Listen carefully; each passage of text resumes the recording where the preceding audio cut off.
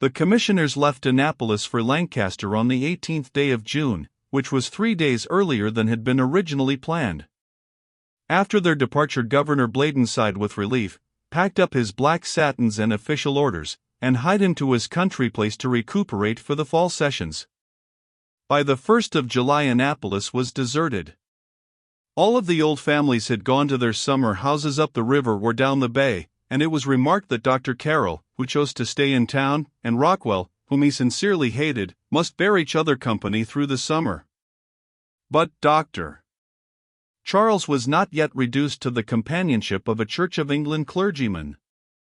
He had taken an immense fancy to Claude de Mailly, of whom he saw as much as Claude would let him. Indeed, he had given the Frenchman more than one invitation to leave the tavern of Miriam Vaz to make a permanent abode in his own house, and could not quite understand why he had been refused. But Claude was well satisfied where he was, and had there the indispensable feeling of independence.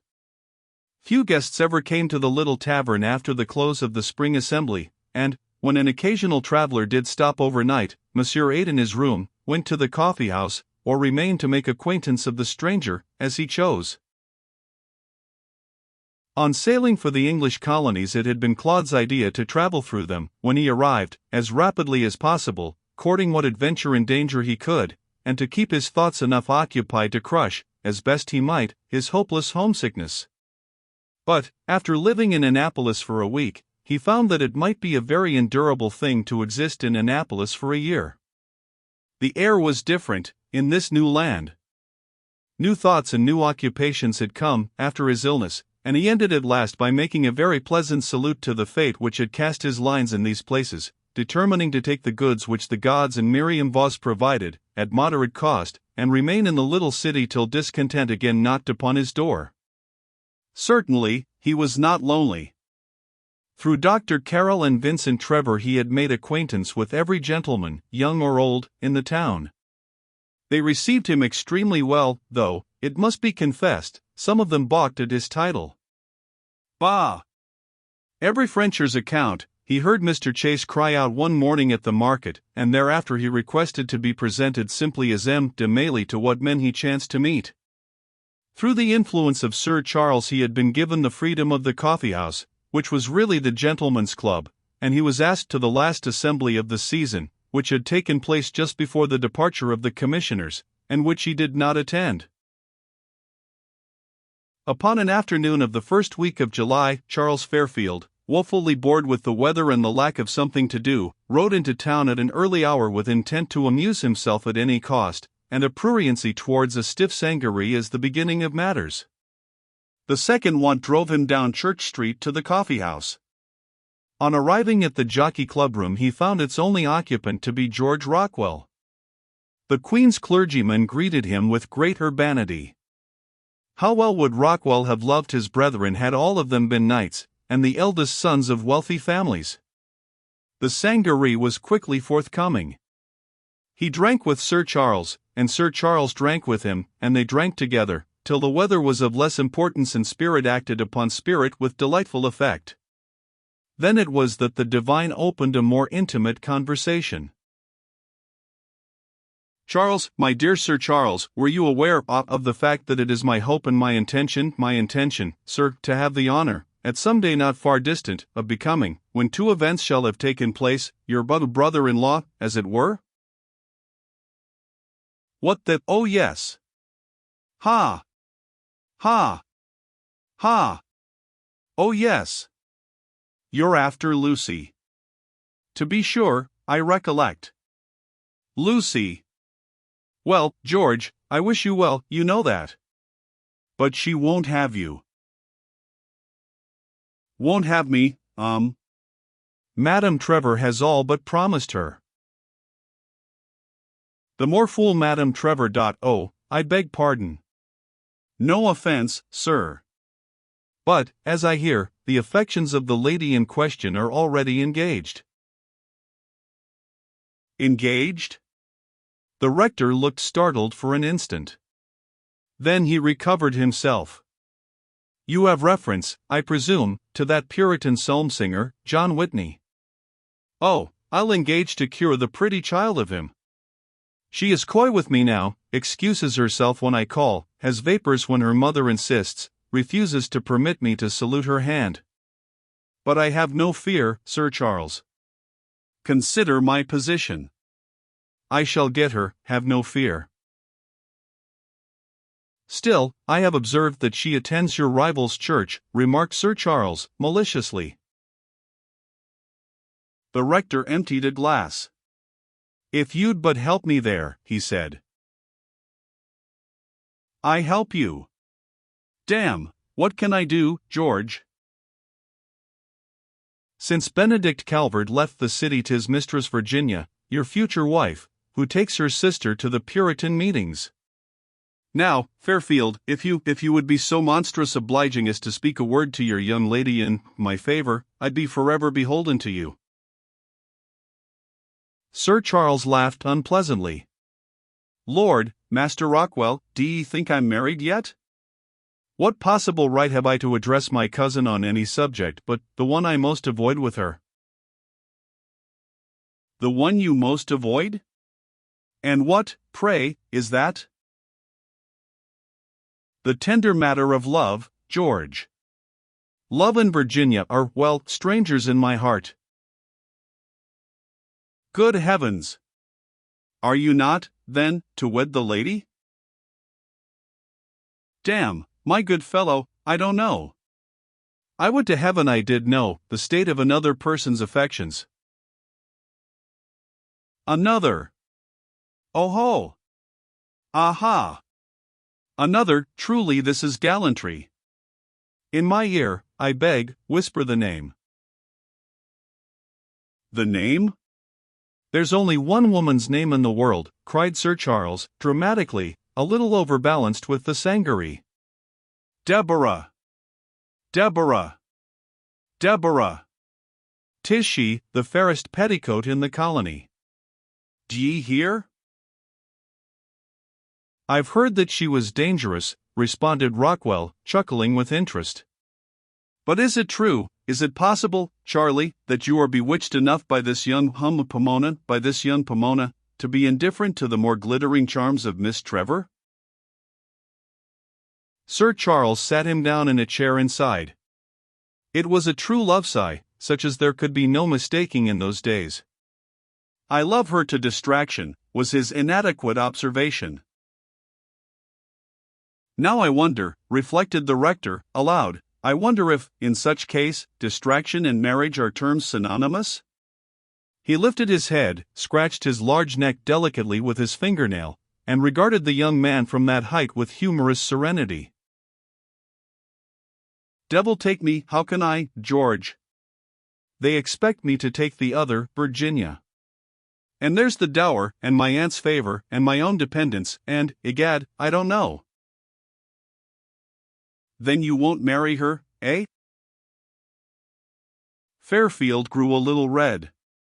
I must. She's a kind of cousin, too, you know. Oh, tut. A difficult matter. When you are prepared to assist me in getting Mistress Lucy, my services, or, rather, one of them, is at yours. The marriage? Oh, Street Quinton ud do that. He. Not St. Quintin's service, or one that he would not perform. Eh? What are you getting to, Rockwell? The divine advanced with large solemnity to where the young man sat, bent over him, and said, in a broad whisper, Now look you, Fairfield, there's a certain ceremony of which the law takes no count, certain words being left out. A lady would accept it. He stepped back a pace. When you desire such a service, terms might be got at between us.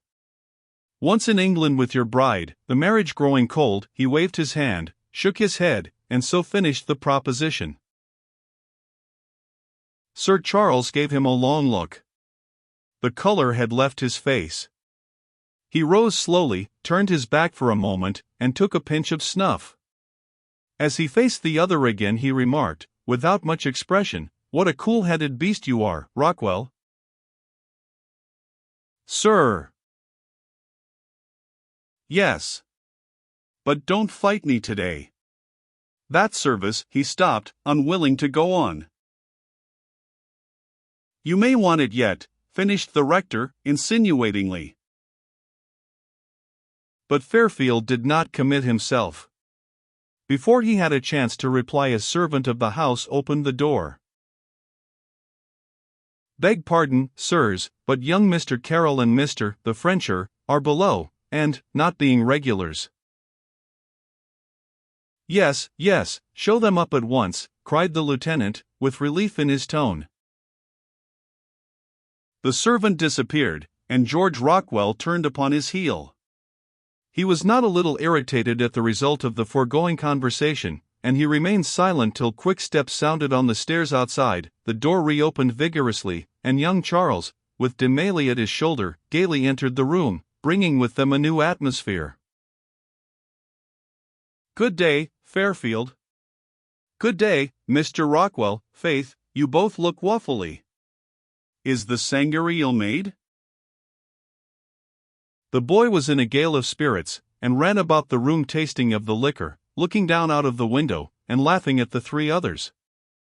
Claude saluted the gentleman more quietly, observing to Sir Charles, I perceive that we have interrupted you. I crave pardon. I sent the man to see if you were disengaged. You are mistaken, monsieur. I assure you, in my turn, that your arrival could not have been more agreeable.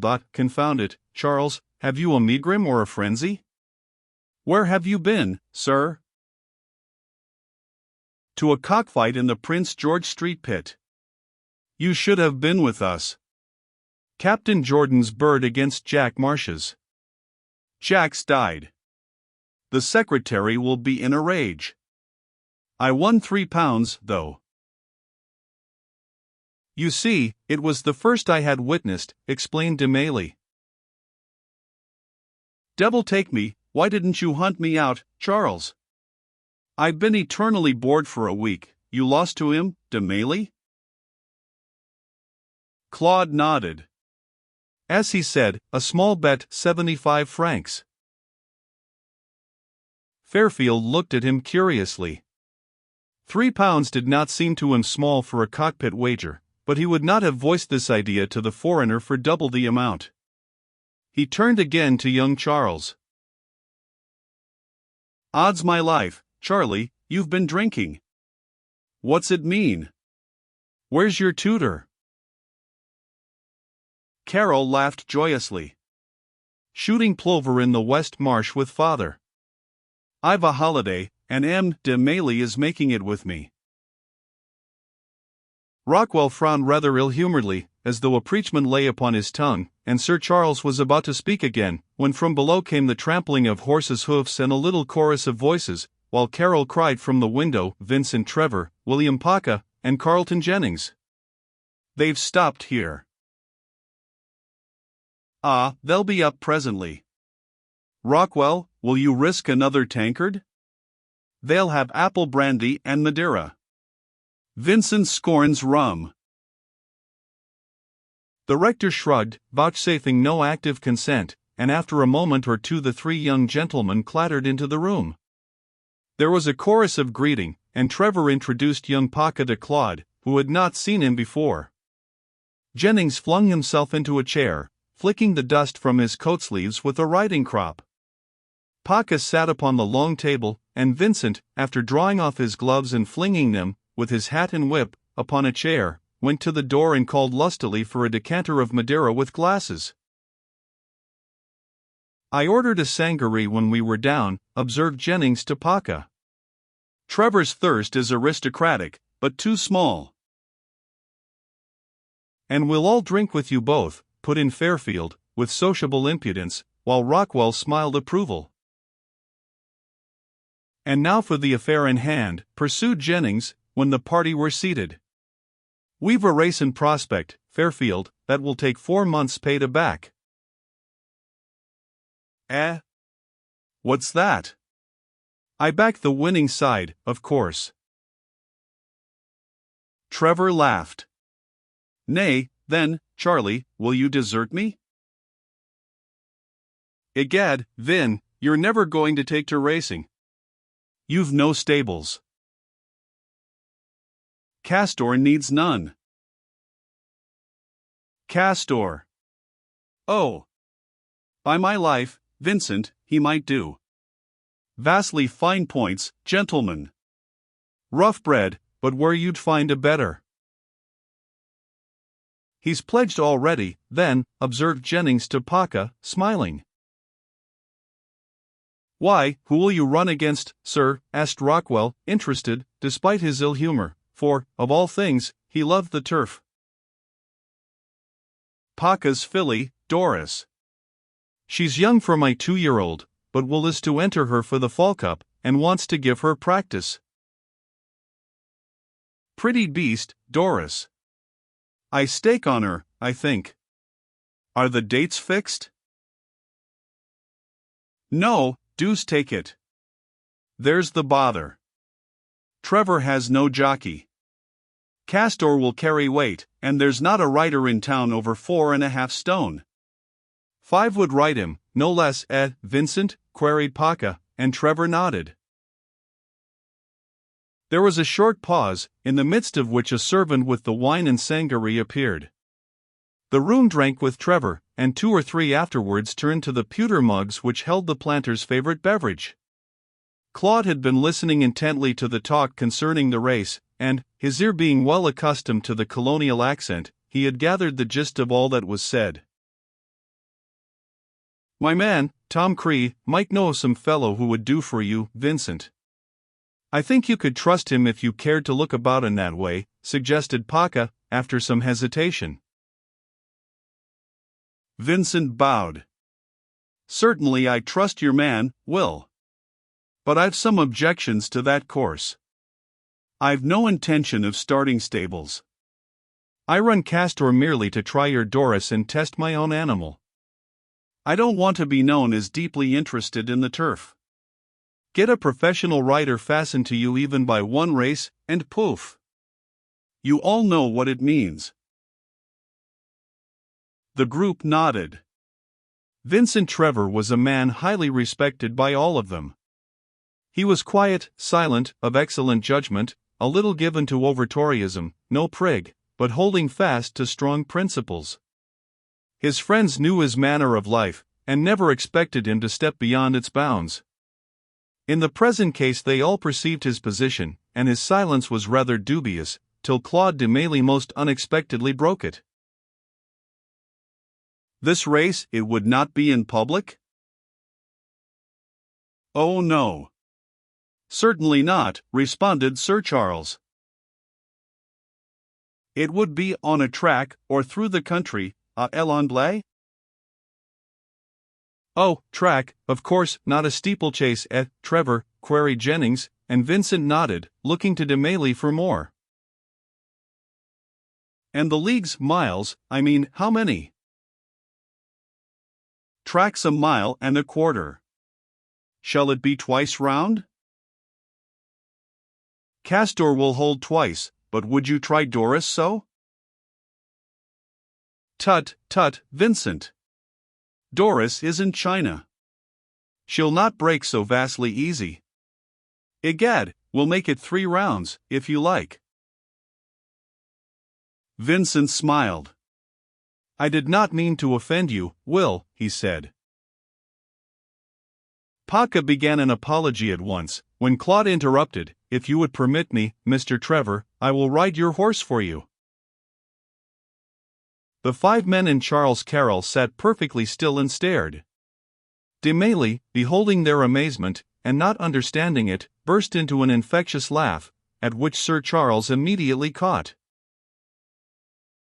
A fine joke, damn, an excellent joke, he cried. Claude stopped his laughter at once. Indeed, gentlemen, it was not a jest. I was quite in earnest, I beg you to believe, he declared. Pray, sir, then why did you laugh? I see nothing to laugh at in so serious a matter, remarked Rockwell, with an air of injured dignity. 'Twas my fault, parson, retorted Fairfield, still smiling, for his humor, though English, was still not yet of the colonial type. "Then you really make a serious offer to ride Castor in the race?" demanded young Carroll, curiously. "I offer. It is for Mr. Trevor to refuse me, if he wishes." "'Tis not that, monsieur, but you see, it is vastly strange form for a gentleman to ride a track against a jockey. To be plain, Emma de Mailly, since you are a stranger to our customs, none of us would do such a thing." Claude smiled and shrugged. "Thank you, sir, I was aware of the English custom in this case. But I am here to amuse myself. I make you an offer, sir. Examine my weight and my build, and try my riding before you refuse it." He stood up for the small group to judge his weight, and this they proceeded to do with calm assurance and unsparing observation. "Not much over 5 stone, I stake my oath," remarked Jennings, measuring the slender figure with his eye. "A shade over. Might train a little," commented Paca. "Not much strength," whispered Fairfield, dubiously, to Vincent. "I shall not be pulling the horse in after the first half-minute," observed Claude, quietly. "Ahem, can you ride?" grunted Rockwell, when there came a pause. De Mailly flushed. There is a story that when M. de Voltaire was in London he was asked by a lady if he had ever tried writing verses when he was in love, as was the custom among English gentlemen. "Well, what then?" retorted the Reverend, irritably. Claude turned and stared at him with such a mixture of scorn and laughter in his eyes that Trevor hastily broke in. "Of course Emma de Mailly rides, and, no doubt, excellently. But perhaps it might not be amiss if he would come out to the plantation in the morning to try my horse. And if you'll all be there tomorrow by 11 o'clock, we'll examine Castor and give him a mount in my paddock too. To see whether my riding is fit for such a speed," added the proposed jockey, with a mixture of wounded vanity and sarcastic pride. He was beginning to regret rather bitterly his impulsive and wholly generous offer. In time he might become accustomed to English manners. Just now they hurt him more than he would have confessed. His whole early life had been one which had fostered his natural buoyant impulsiveness of spirit, and had made him young beyond his years. It had been called his pose. But that pose, which was more than half nature, was a singularly unfortunate thing for a man thrown upon the world, in a strange country, among new manners, through which he must find his way. And just now, while the Englishman concluded various arrangements for their plan, he was struggling with his temper, and only won the battle when Trevor and Rockwell finally rose to depart. Vincent was returning to the plantation, and the clergyman, with Lucy in his mind, purposed accompanying him. "Coming, Charles?" asked his cousin. Fairfield hesitated. The plantation held out no special inducement to him. His blood had been heated, and he was eager for some excitement after a long period of inertia. "I think not, Vincent, since you have company. If Jennings, here, cannot put me up for the night, I'll go up to Mrs. Miriam's, or to Reynolds." "I'll ride with you, Trevor. I can cross the river at King's Ferry. My people will expect me tonight. Our townhouse is shut." "Very well. I leave you, then, Charles. You'll ride out in the morning with M. de Mailly and Carleton." "I, and me, too," called young Carroll after him. "I'll see Castor Road with the rest of you, and, egad, I'll go to the race as well." "We shall be delighted, Charles," replied Vincent, as he left the room. "Until tomorrow, then." "Good day, sir," said Paca, bowing with courtly politeness to Claude, who liked him thenceforth. The four who remained in the Jockey Club room sat silent together for some moments after they had been left alone. Then Claude, looking at young Charles, rose. Come, Mr. Carroll, since we are making your holiday together, let us go and finish it with a supper at my inn. You will forgive me, Messrs. He turned to Sir Charles and Jennings. You will forgive me that I do not propose a party of 4. After the excitement of the cockfight this afternoon, and my ride for tomorrow, we will make our evening quiet. You might be perhaps, how do you say, ennuyé by it? Where shall we join you tomorrow? He smiled gently as he beheld the lieutenant regarding him with knitted brows. Indeed, to Fairfield it seemed that the Frenchman had read his mind, and was bound to thwart his hopes of arranging a gentleman's night in Jennings' company. Come, monsieur, be more lenient. Dine with us at the Blue Balls and join us in a game of écarté later. Yes, cried young Charles, eagerly. 'Twould be vastly more fun. He pulled de Mailly's sleeve. No, Charles, not you. It your father, damn, you ain't out of school yet, you know, stammered Jennings, voicing Fairfield's thought. Carroll flushed hot with anger, and Claude bit his lip before he answered, quietly, It is impossible that I should dine with you tonight, gentlemen, though I thank you for your kindness. Mr. Carroll is my guest. Young Charles looked at him with sulky admiration. He was furious with Jennings, mortally ashamed of his youth, but still appreciative of de Mailly's tact. Fairfield, seeing nothing for it but to accept his disappointment gracefully, rose, seized Jennings by the arm, waved an au revoir to de Mailly, and with a, be at the Blue Balls with your beasts at 10 in the morning, and we'll ride out together, drew his willing companion away to their favorite night haunt. De Mailly looked after them as they passed through the door, and then stood still for an instant, considering. When he turned again to young Charles, the boy's face wore a new expression. I'm very sorry, monsieur, if I've spoiled your night. I should have gone home without you. Claude started forward impulsively, and drew the boy's arm through his own. En avant, he cried, gaily. Why, Charles, I'd rather you 1,000 times over than any other blood in Annapolis. 'Tis a good race, yours. Your father is as gallant a gentleman as I have met, and you are his son. Come then, Charles, we'll drink to you both, tonight, in the oldest Madeira that Mistress Voss will sell. At 11:15 on the following morning a party of 3 drew rein at the portico of the Trevor house. Young Carroll's holiday was over, and, despite his words to Vincent, he was again under St. Quentin's pleasant sway. Fairfield and Jennings bore visible traces of their manner of spending the previous night, but Claude's eyes were as bright as a bird's, his hand was steady on the bridle, and his nerves had been toned for the coming trial by a sound night's sleep.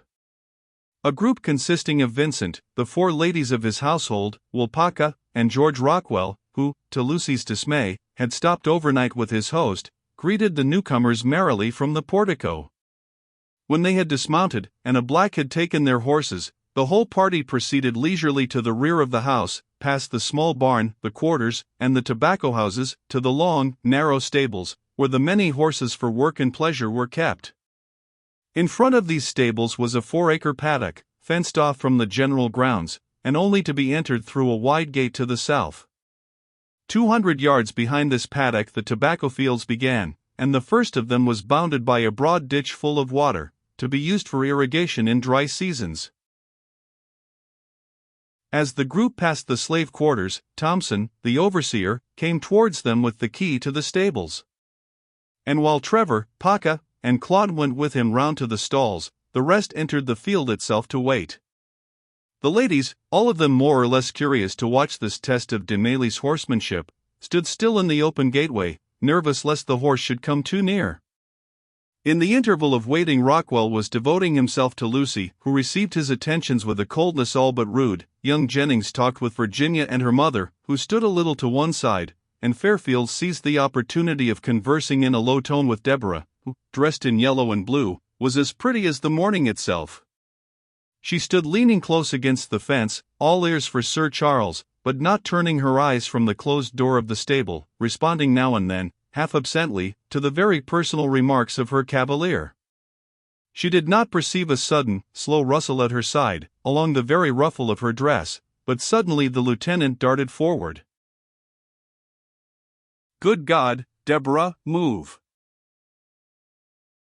"What is it?" she cried, startled at his tone. He was peering along the grass in front of them. "I'd stake my oath 'twas a water moccasin," he muttered, half to himself. The girl lifted her petticoats with both hands and shrank close to him. A water moccasin? Surely not here. She stared nervously at the turf, but saw nothing. The snake, if there had been one, was gone. "Nay, 'tisn't there. Don't be frightened." "It was a fancy," he rejoined, suspicious of his own eyes. Deborah might have said more or retreated to Madame Trevor, but for the fact that, at this moment, the stable doors slid open and Castor, with Demele on his back, trotted into the field. Wolpaka and Vincent followed him on foot and made their way over to the party in the gateway. Castor, firstborn of twin foals, and the one who had all the strength and beauty alike of the two, was an enormous jet-black animal, 17 hands high, with a long, swinging step and 3 paces got from no blooded ancestors, but merely through one of those accidents sometimes permitted by the gods. He was an animal fiery enough of temper, and particular about his riders. Vincent Trevor, indeed, had been dubious about the Frenchman's ability even to mount him, but as Claude swung into the saddle and took the reins from the shining black neck, all doubts were forgotten. Castor turned his head, glanced at the man who sat him so easily, and neighed with satisfaction. As they trotted together into the paddock, Claude rode in the French fashion, as though he were part of the horse, never rising in the saddle. "Egad, he knows how," observed Rockwell to Madame Trevor, as Castor came round the field towards them. "I vow I've seen nothing so pretty," assented that lady, good-humouredly. Lucy?" "I much prefer the English fashion," retorted Lucy, irritably. "How do ye like him, Vincent?" asked his cousin, as the horse broke into a canter. "Very well." "The fellow knows his business, I think," observed Wolpaka, dryly. "His business? You don't think?" Trevor raised his brows. Paka shrugged. "I protest," cried Charles Fairfield, warmly. "The man is a gentleman. I stake my oath on it. I've played with him, and I know." "Oh, I ask pardon. I did not know your acquaintance was intimate," rejoined the other at once, with a proper manner, and Fairfield was satisfied. At the same time he felt a light touch on his arm, and, turning, he found Deborah looking at him with a light in her eyes. "I'm so glad you said it," she whispered. "He is a gentleman." But, while Fairfield carried her hand to his lips, he felt, in some way, that her speech had not brought him unmitigated pleasure. Meantime Claude, who had lost all consciousness of an audience in his joy at being again upon the back of a fine animal, was increasing the pace of his steed. The long, light steps multiplied in number, the black hoofs flew faster yet, till the onlookers marveled at the ease of the tremendous speed, and Wolpaka shook his head as he thought of his Doris and her rider.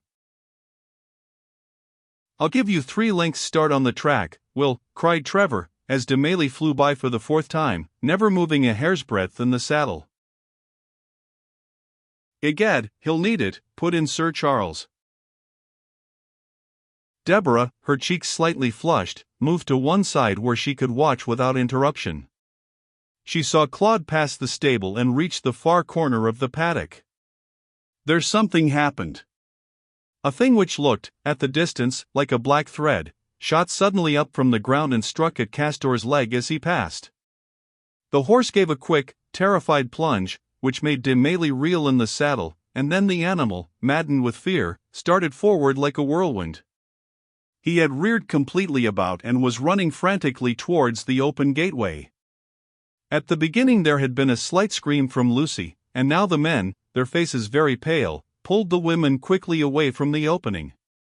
Deborah moved of her own accord, her eyes fixed fast on the horse, for she had seen what started its flight.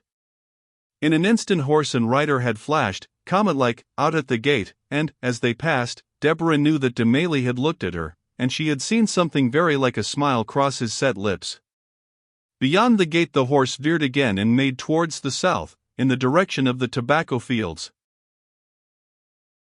Horse and rider had flashed out at the gate. Horse and rider had flashed out at the gate. Claude saw, with relief, that he had an apparently unobstructed space before him. It was all that he could do now to keep himself on the horse, who no longer went at an even gait, but varied his gallop with leaps and plunges caused by pain. He was utterly beyond all control. Claude lay over on his back, both hands twisted in the long mane, his eyes half closed, breathing with some difficulty, but quite sure of himself so long as his way was clear. Suddenly, however, as he caught a glimpse of the fields beyond, his heart rose into his throat, and then sank again with a sensation which made him dizzy. 100 yards ahead was a 20-foot ditch of water, which no living horse could clear. If Castor saw it, and had still sense of his own, he might turn off. If not, the horse was lost, and Claude himself must take desperate chances. Many things flashed through his mind in the ensuing seconds.